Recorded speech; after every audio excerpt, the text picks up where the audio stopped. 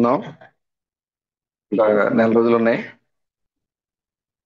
నెల రోజుల్లో ఈ మన పనులన్నీ కూడా చక్కబెట్టుకోవాలి. అన్ని కూడా లోపల ఉన్న గదులు ఇవన్నీ కూడా శుభ్రం చేయాలి. పనులన్నీ కూడా చక్కబెట్టుకోవాలి. కాబట్టి ఇప్పుడు దాకా మీరు ఎంత సహకరించారు, ఇప్పుడు కూడా ఇంకా బాగా ఎక్కువగా ఆ, సహకరించాల్సిన అవసరం ఉంది. కాబట్టి మీరు మరి ఈ పనులు అయ్యే వరకు కూడా ప్రతి ఒక్కళ్ళు కూడా మరి అందుబాటులో ఉంటూ మన మీటింగ్స్ టైంకి మరి కింద మనం ఆలయాన్ని మనం ప్రారంభం చేసుకుందాం అనుకున్నాం కాబట్టి ఆ ఆ విధంగా మరి మీరందరూ కూడా సహకరించాలని నేను కోరుతా ఉన్నాను. అదేవిధంగా మీరందరూ కూడా మీ యొక్క వ్యక్తిగత ప్రార్థనలకు జ్ఞాపకం చేసుకునండి. మరి 17వ తారీఖు వచ్చే బుధవారం అంటే మెసేజ్లు ఎప్పటి నుంచో అడుగుతున్నారు. మీరు మీ వాక్యం నిజమైతే మీరు నిరూపించండి అని. అది జయరాజ్ బ్రదరు, ఆ సంఘస్థులు విక్టర్ పాలన బ్రదర్ ద్వారా వాళ్ళు బాగా ఫోర్స్ చేశారు. గత 3 రోజుల నుంచి, 3, 4 రోజుల నుంచి రాత్రి మరీ ఎక్కువగా వాళ్ళు ఫోర్స్ చేశారు. అంటే ఏంటంటే ఫోర్స్ అంటే మీరు నిజమైనప్పుడు మీరు మాట్లాడడానికి మీకు ఎందుకు భయం అని వాళ్ళు గట్టిగా అడిగారు. సరే, బుధవారం ఖచ్చితంగా మనం కలుద్దాం. అయితే ఈ 4 రోజులు మేము ప్రార్థన చేస్తాం. ప్రార్థన చేసిన తర్వాత ప్రభు చిత్తం అయితే కనుక అప్పుడు మేము వస్తాం. ప్రభు చిత్తం కాకపోతే రామని ముందే చెప్పేశాను నేను. ఎందుకంటే ఇది ఎలా వచ్చిందంటే మనకి ఆహాబు ఆహాబుకి ప్రాణం మీదకి వస్తే ఎవరు సహాయం తీసుకున్నాడు? యెహోషాపాతు సహాయం తీసుకున్నాడు. తీరా దేవుని చిత్తం కాదు అది. తర్వాత ఆహాబు రావాల్సినటువంటి యొక్క ప్రమాదం ఎవరికి వచ్చింది? ఆ వచ్చింది. అదే జ్ఞాపకం చేసే వాళ్ళకి నేను, బ్రదర్, మనం తొందరపడి వెళ్ళకూడదు. సిద్ధిగేయాలు చాలా మంది ఉంటారు. వాళ్ళు వచ్చి వాళ్ళకి స్వలాభం కోసం దేవుడు మీకు తోడుగా ఉంటాడు, మీరు వెళ్ళిపోండి అని చెప్పేసి చెప్తూ ఉంటారు. కానీ మనం సిద్ధిగేయాలం కాదు, మనం మేకాయాలం. మనం దేవుని దగ్గర అడగకుండా ఈ రాత్రి నాకు సమయం అని ఆయన అడిగి ప్రభుని అడిగాకే ఆయన సమాధానం ఇచ్చారు. కాబట్టి మాకు సమయం ఇవ్వండి, ఖచ్చితంగా మేము ప్రార్థన చేసిన తర్వాత ప్రభు యొక్క చిత్తాన్ని బట్టి మేము మీతో కలుసుకుంటాము. కొన్ని విషయాలు ఖచ్చితంగా మనం మాట్లాడదాం.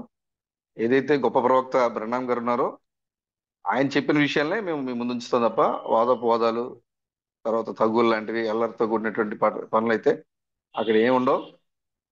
ప్రభు చిత్తాన్ని బట్టి మేము ఖచ్చితంగా ఒకవేళ రాదలుచుకుంటే 17వ తారీఖు మేము వస్తామని చెప్పాను. కాబట్టి మీరందరూ కూడా మీ యొక్క వ్యక్తిగత ప్రార్థనలు కూడా ఇది ప్రభు చిత్తమో కాదో మీరందరూ కూడా ప్రార్థన చేయండి. దీని గురించి మీరు ఖచ్చితంగా మీరు అడగండి. ఒకవేళ ప్రభు మీకు ఏదైనా వ్యక్తిగతంగా మీతో మాట్లాడితే కనుక మీరు ఖచ్చితంగా సంఘంలో పంచుకోండి ఈ విషయాన్ని. ఎందుకంటే ఇది మన విశ్వాసం కాబట్టి, ఇది మనం నమ్ముతున్నాం. 20 సంవత్సరాలుగా మనం దీన్ని నమ్ముతున్నాం, మనం ప్రకటిస్తున్నాం. మరి ఇప్పుడు ఎందుకు మరి ఈ కఠినమైనటువంటి మరి వాళ్ళు నిర్ణయం తీసుకొని మీరు ఖచ్చితంగా రావాల్సిందే అని మరి వాళ్ళు ఎందుకు నిలబడ్డారో తెలియదు. మరి ఈ సమయంలో వాళ్ళు మరి మన మీద ఆనుకోవటం, మనల్ని ఆశ్రయించడం, బ్రదర్ ఖచ్చితంగా రావాలి మీరు, వాళ్ళు ఎప్పటి నుంచి అడుగుతున్నారు. మీరు అయితే మీది అబద్ధమే, మీరు భయపడిపోతున్నారు. బ్రహ్మాం క్రీస్తని నమ్మే వాళ్ళందరూ కూడా ఈ సత్యాన్ని మా ముందు చెప్పడానికి భయపడుతున్నారు అని ఆ, వాళ్ళు గట్టిగా మరి ఎక్కువగా చెప్పినప్పుడు నాకు కూడా అనిపించింది ఏంటంటే, నా వ్యక్తిగతంగా అవును, మరి మనం పట్టుకున్న వాక్యం నిజమైనప్పుడు వాళ్ళ ముందు చెప్పడానికి వాళ్ళు నమ్ముతారా నమ్మరా అది మనకు అనవసరం. కానీ మనం పట్టుకున్న వాక్యం నిజం, ఈ దేని బట్టి ఇది నిజమని మనం నమ్ముతున్నామో ఆ విషయాలను అక్కడ ఉంచడంలో తప్పే ఉందో అనిపించింది నా వ్యక్తిగతంగా. అయినప్పటికీ మరి ప్రభు యొక్క చిత్తాన్ని బట్టి మాత్రమే అది చేయాలి. కాబట్టి ఖచ్చితంగా మీరందరూ మీ మీ వ్యక్తిగత ప్రార్థనలు జ్ఞాపకం చేసుకోండి ఈ కార్య నిమిత్తం. ఆ కార్యక్రమంలో ఖచ్చితంగా మన సహోదరులందరూ మరి రావాల్సి ఉంటది. మన సార్మ బ్రదరు, టెడ్డెస్ బ్రదరు, మరి తమ్ముడు రమేష్ బ్రదరు, మన సహోదరులు మొత్తం, సతీష్ బ్రదరు, మరి హరీష్ బ్రదరు, అందరూ కూడా రావాల్సి ఉంటది.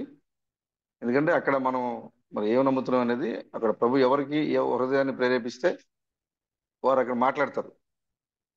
అక్కడ మనము వాళ్ళకి మరి మనం చెప్పుకున్నట్లుగా, సొలొమోను చెప్పినట్లుగా మూర్ఖునికి వాని యొక్క మూర్ఖత చొప్పునే సమాధానం ఏమని చెప్పాడు ఆయన.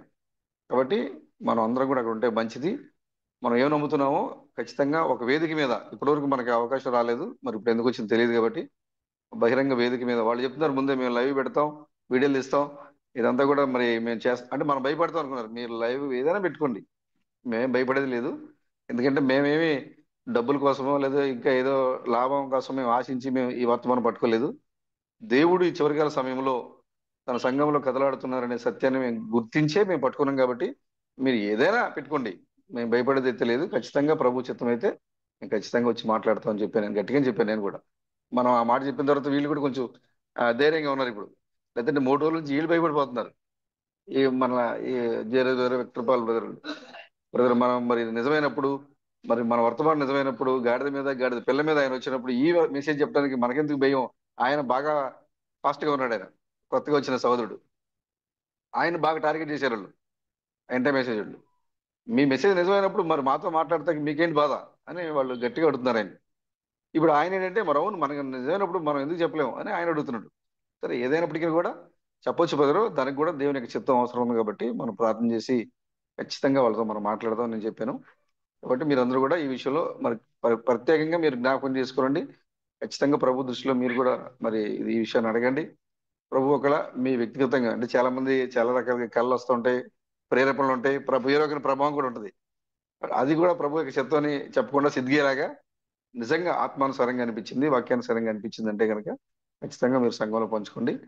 ఆ కార్యక్రమంలో కూడా మరి మన సహోదరులందరూ కూడా మరి కలుసుకొని క్రీస్తు బృందం యొక్క నిజమైన దేవుడు అని ఆ వాక్యం నిజమైన వాక్యం అని ప్రభు చిత్తం అయితే అక్కడ నిరూపించడానికి సహాయం చేయలాగున మీరు అందరూ కూడా ప్రార్థన చేయండి.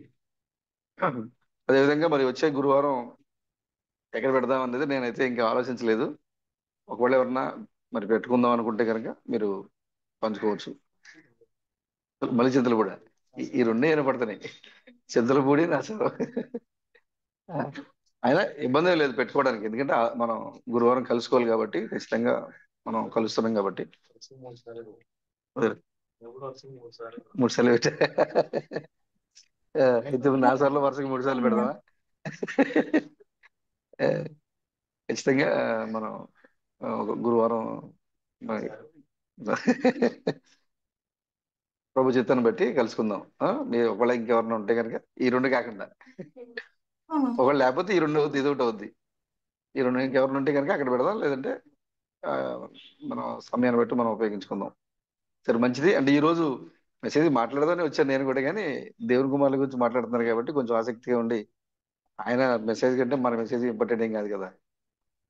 ఏడో తత్వ మెసేజ్ కంటే మనం అందరం కూడా చాలా తక్కువైన వారమే కాబట్టి ఆ మెసేజ్ ఎందన్న ఉద్దేశంతో ఆసక్తిగా ఉందనే ఉద్దేశంతోనే నేను కంటిన్యూ చేయించాను నేను. లేదంటే ఈ రోజు మనకు కూడా చిన్న అంశం ఉంది.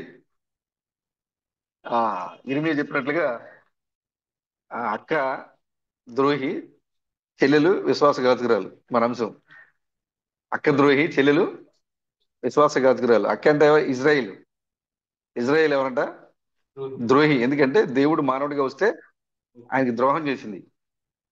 యోధ చెల్లి, యోధా చెల్లి. ఇజ్రాయిల్ ఏమో అక్క, యోధా ఏమో చెల్లి. ఏమో విశ్వాసఘాతురాలంట. దేవుడు ఇక్కడికి కూడా వచ్చాడు, అన్యుల మధ్య కూడా వచ్చాడు ఆయన. వీళ్ళు కూడా ఏం చేశారు? నమ్మినట్లుగానే నమ్ముతున్నారు కానీ విశ్వాసఘాతులు అయిపోయారు. అక్కడ వాళ్ళైతే నమ్మలేదు, తిరస్కరించారు. కానీ ఇక్కడికి వచ్చినటువంటి చెల్లి నమ్ముతుంది కానీ పూర్తిగా నమ్మట్లేదు. కాబట్టి దేవుడు మరి 2 చోట్ల మానవ శరీరధారిగా వచ్చి మరి రక్షణ విమోచన కార్యాన్ని ఎలా జరిగించారనే విషయం మీద మాట్లాడదాం అనుకున్నాం. అయినా కూడా మన మాటల కన్నా కూడా ఏడు దూత సందేశం గొప్ప విషయం కాబట్టి, గొప్ప మాటలు కాబట్టి, అవి ఆసక్తి కలిగించినాయి కాబట్టి అవి నిజంగా చాలా మంచి విషయాలు ఉన్నాం మనం ఈరోజు. దేవుని కుమారుడు వచ్చి మరి ఏ విధంగా స్వాస్థ్యాన్ని పొందుకోవాలి, వారు ఎక్కడ స్థానం నిలబడి అనేది చాలా చక్కగా మనకు వివరించారు. లోకంలో జరిగే సంభవాలే మనకు చెప్పారు.